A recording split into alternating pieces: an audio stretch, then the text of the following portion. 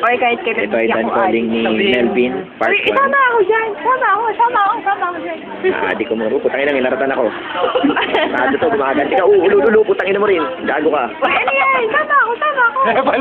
Pale-pale ko yung inggit-inggit na sige, sama ka. Op, tama na. Isang ganun lang. Isang ganun lang. Malabo yun eh. Op. Okay na. Focus.